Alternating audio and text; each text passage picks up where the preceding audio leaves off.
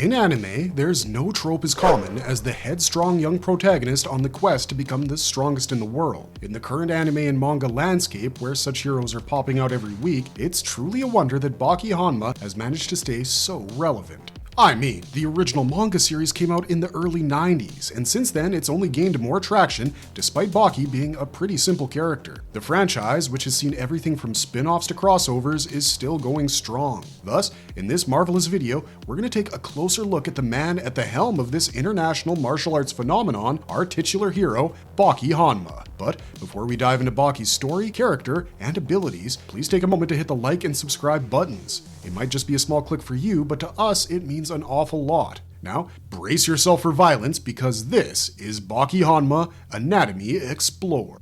Who is Baki Hanma? Baki Hanma is a surprisingly simple man. Laid back and carefree, one wouldn't really take this 5'6" teenager to be one of the fiercest fighters ever. But underneath Baki's calm demeanor, he is actually a martial arts powerhouse, well versed in the art of violence. And he's been fighting in illegal competitions since he was 15. When we first met Baki, he had barely entered his teenage years, but even then, it was evident that this kid wasn't someone to be taken lightly. Even though he was still pretty far from attaining his full potential at this point, some of his feats already prophesized the great future ahead of him. But to truly understand Baki, there is another character that we'd first have to discuss. This individual is a literal monster, and to be honest, even Baki himself doesn't come close to the Ogre's ferocity. Of course, we're talking about the infamous Yujiro Hanma, the man who stands at the very top of the world of combat. But Yujiro isn't just another detestable big bad out for our young protagonist to beat. Instead, he's probably the most integral component in Baki's story, given the fact that he's the young fighter's biological father. Needless to say, this isn't the typical father-son bond, but something much more twisted and darker. Yujiro Hanma,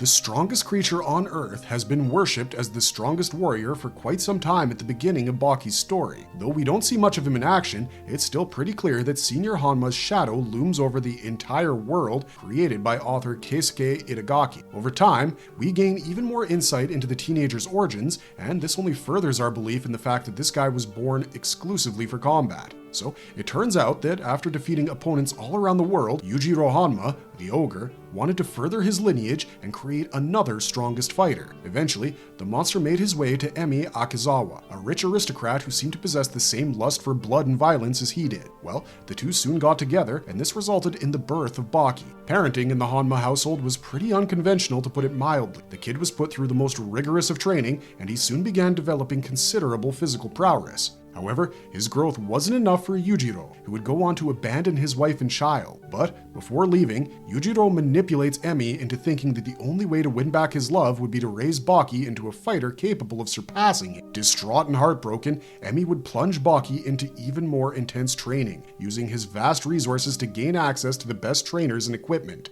However, after a face-off with a nasty biker gang where he could only manage to beat up 37 men instead of a whole 100, Baki realizes that all the expensive training was really taking him nowhere. Thus, he wanders out into the world in order to undergo the same ruthless training that his father underwent, all in the hopes of becoming the strongest fighter in the world. At this point in the video, I guess it's crucial to mention that if you're expecting realistic martial arts, this isn't the tale for you. The world of Baki is a very strange place where men go to any lengths whatsoever to unleash hell upon each other. Thus, these contests can often take wildly outlandish turns, often becoming pretty hard to believe if you're not completely into it. But if you do grow to appreciate the weirdness, trust us, there's nothing like it. Over the years, Baki has fought everything and everyone, ranging from mythical beasts to ancient warriors brought back to life. Most of the series comprises these encounters, where Baki proves his strength against the most powerful of enemies in an attempt to get closer to his father. But no matter what he does, Yujiro is entirely on a different plane, and the few face-offs between the father and son haven't really gone so well for our protagonist. Despite this, Baki has accumulated a wide range of skills and moves that have enabled him to stand against the best in the business.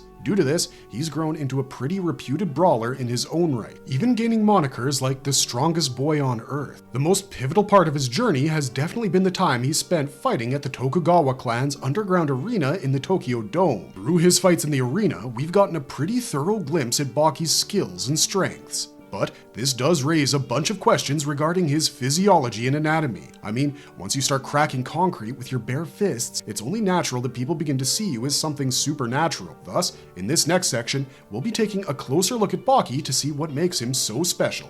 Baki's incredible power. Does he have super strength? When you take a look at all the feats Baki has performed throughout the series, it's kind of obvious why some fans suspect that his strength is somewhat supernatural. At 13, the kid was strong enough to split open a punching bag and push full-grown men just using the air pressure he generated with his strikes. Though it took a few attempts, he even managed to defeat Yasha, the ferocious mountain creature that severely injured his mentor while he was training in the mountains. As he grew up, he only grew stronger and could do stuff like pick people up with their thumbs, crack concrete just by pushing off his back, and warping metal with simple jabs. Now, some of these may sound insane, but this is a series where the protagonist once faced off against a 9-foot-tall, imaginary praying mantis, so you better get used to it. Baki's fights clearly illustrate the fact that his strength is on a whole different level when compared to that of an average human being, so it's pretty natural that people might consider him to be supernatural at times. However, the series creator, Itagaki, has repeatedly confirmed that there is nothing mystical about Baki's strength. Instead, the younger Hanma has honed his skills and power through a lifetime of intense training. Even at the very beginning of the series, Baki could bench press about 320 pounds and could fight a whole group of goons alone. Over the years, as he trained extensively under some of the greatest masters and fought the fiercest foes,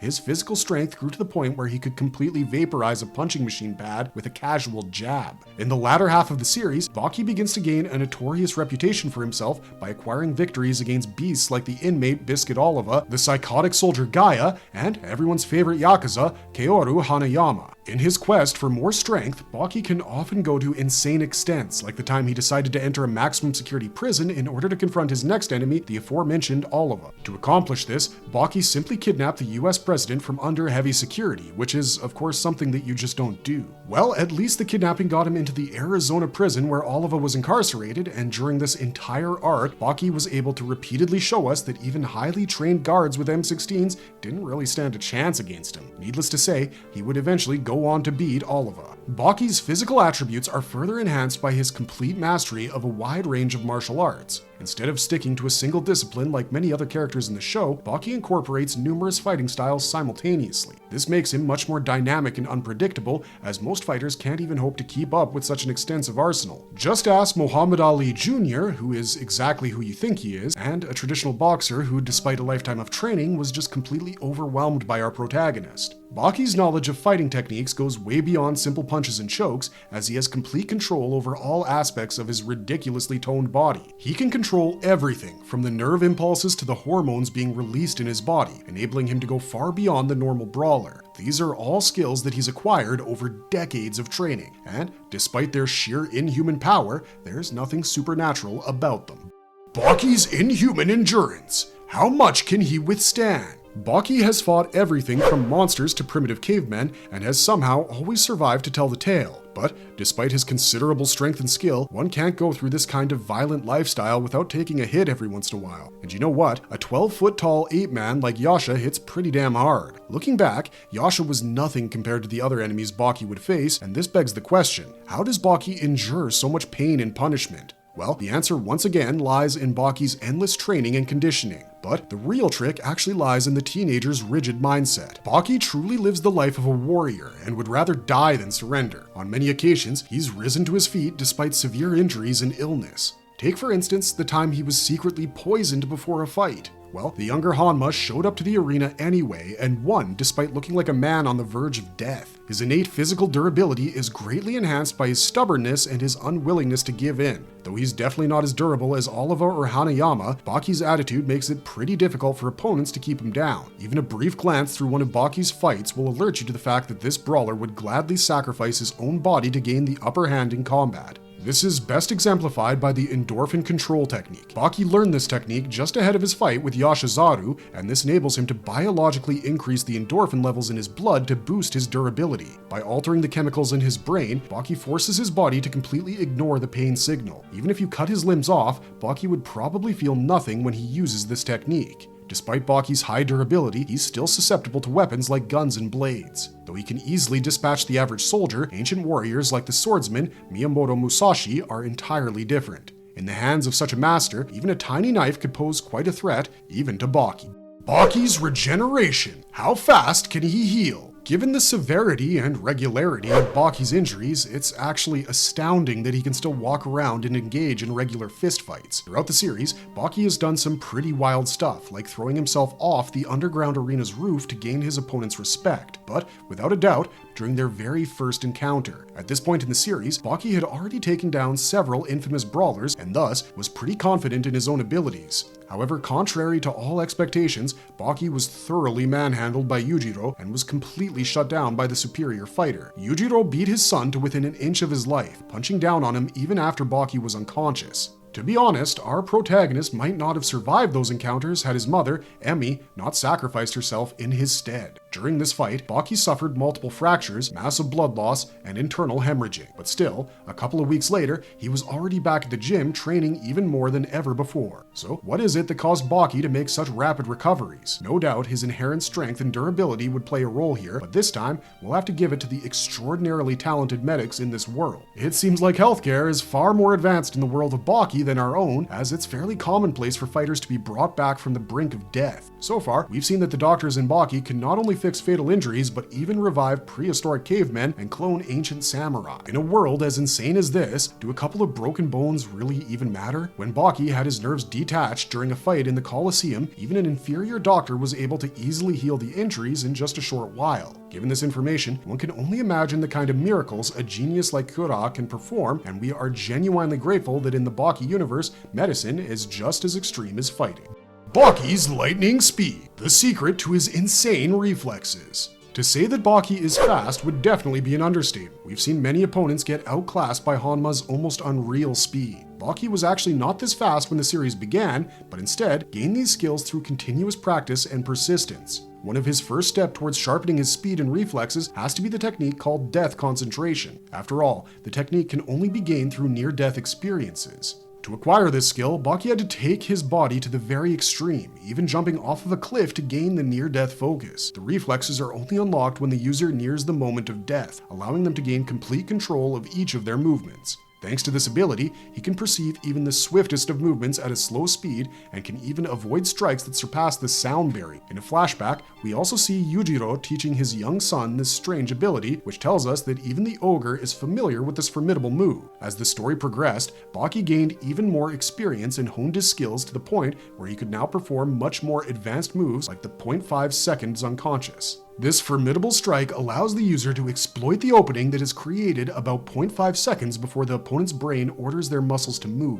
Baki used this technique against Oliva and used the 0.5 second interval before Oliva's strike to land the winning blow. Though the strike is almost foolproof, Yujiro still managed to counter it using his own 0.5 second unconscious. Through analysis of these moves, we can easily arrive at the conclusion that Baki's superhuman speed is actually the result of continuous practice and rigorous training. Now that we have a pretty comprehensive look at Baki's skill set, I guess it's about time that we compare him to the man at the very top of the food chain, Yujiro Hanma. After all, this entire journey has always been a quest to defeat the Ogre. Father and son, Yujiro versus Baki. After about 30 years of publication, Baki Hanma has finally come pretty close to his father. Though their earlier encounters didn't really go the teenager's way, Baki has really improved considerably since he started out. The father-son duo are widely recognized as the strongest fighters on Earth, but the question of who is the strongest has always evaded the audience. After honing his skills through numerous tournaments and fights, Baki has finally gained the ability to stand his ground against the humongous Yujiro Hanma. In the duo's most recent encounter, it became pretty evident that the gap between the two is closing at a very rapid pace. Not only was Baki able to exchange blows with a man who had previously completely overpowered him, but he was able to land some pretty significant strikes.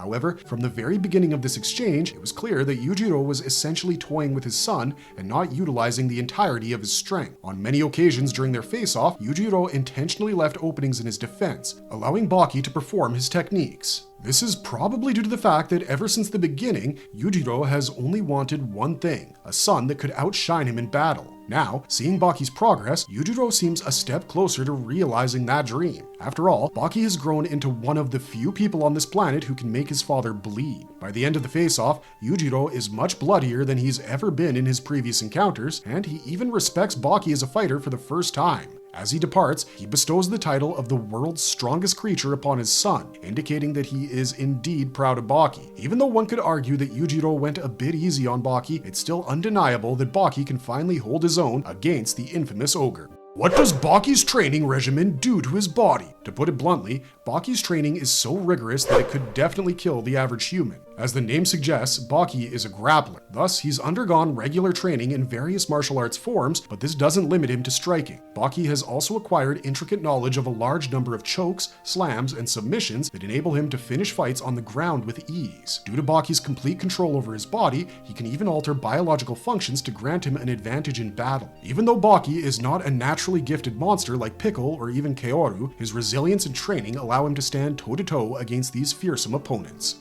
The demon's back. How does it work? This is probably one of the most recognizable techniques from the entire show. Though this was first performed by Yujiro, our protagonist soon adapts it to his own arsenal. Later, we learn that the demon face or back is not a technique that can be acquired through just training. Instead, it's a genetic advantage that's passed down through the Hanma bloodline. However, it does take a significant amount of training to activate, as we saw in Baki's case. When manifesting the demon face, the user forcefully flexes the muscles on their back, creating the pattern of a grinning demon. The activation of the demon back also allows the user to become several times stronger in every aspect. The demon face also makes the user nearly invulnerable to almost all physical attacks, and due to this, the users are often considered unbeatable. There have only been 3 known users of this technique so far: Baki, Yujiro, and Yujiro's father, Yuichiro. That's the kind of family heirloom that's definitely worth keeping. The demon back has only one disadvantage. It can only be used when the user is placed in a life and death situation with no other course of action.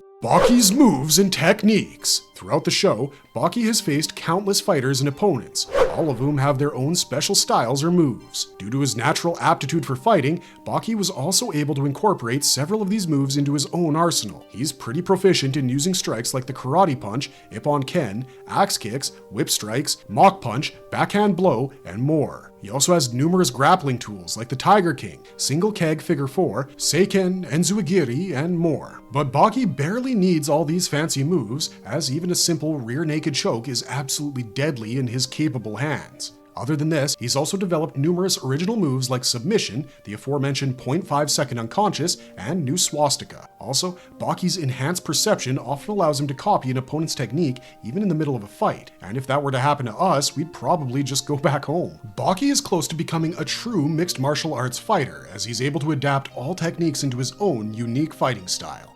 Marvelous verdict! So it's pretty evident that Baki isn't your average fighter. No matter what the challenge, he's somehow able to make his way through, and we've all seen how persistent he can be when it comes to fighting. Though none of their abilities are superhuman, we are certain that his indomitable will definitely is. Do let us know which characters from Baki you'd like us to explore next. Also, don't forget to hit that subscribe button with an axe kick to stay updated on all our marvelous content. That's it for this video, but don't worry because we'll catch you in the next one. As always, if you liked our content, don't forget to leave a like and subscribe to us if you haven't already. Thanks for watching, stay safe out there, and have a marvelous day.